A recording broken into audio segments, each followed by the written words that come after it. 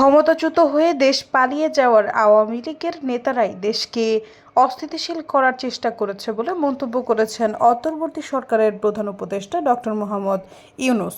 সম্প্রতি বিবিসি বাংলাকে দেওয়া এক সাক্ষাৎকারে এ মন্তব্য করেন তিনি। সাক্ষাৎকারে প্রধান উপদেষ্টা তার নেতৃত্বাধীন অন্তর্বর্তীকালীন সরকারের প্রায় 7 মাসে আইন শৃঙ্খলা পরিস্থিতি, সংস্কার ও নির্বাচন, ছাত্র নেতৃত্বের নতুন দল গঠন সহ রাজনৈতিক ঘটনা প্রবাহ নিয়েও কথা বলেছেন। সাক্ষাৎকারে উঠে এসেছে ভারতের সঙ্গে বাংলাদেশের সম্পর্কের অবনতির প্রসঙ্গ। প্রধান উপদেষ্টা বলেছেন, দায়িত্ব পাওয়ার পর তার প্রথম চেষ্টা ছিল দেশের ধ্বংসস্তূপ থেকে আসল চেহারাটা বের করে আনা, মানুষের দৈনন্দিন জীবন সহজ করে আনা, এরপর আস্তে আস্তে ভবিষ্যতের কথা চিন্তা করা। তার প্রথম চিন্তাই ছিল সংস্কার।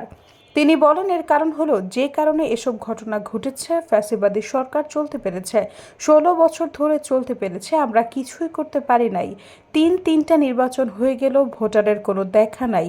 এই যে অসংখ্য রকমের দুর্নীতি এবং ব্যর্থতা, মিসরুল ইত্যাদি, সেখান থেকে আমরা কিভাবে টেনে বের করে আনব?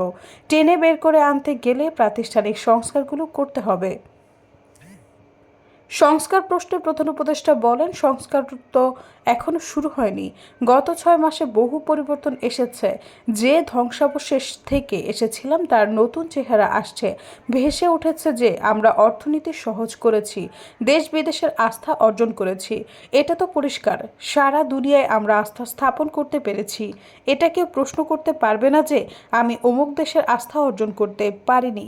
যে দেশই বলুক তারা আমাদের উপর আস্থা স্থাপন করেছে।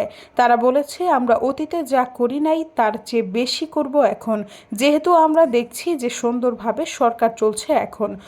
অবিশ্বাস্য রকমের সহায়তা দিয়েছে তারা। সৈয়দা ফারিয়া, সমযোগ।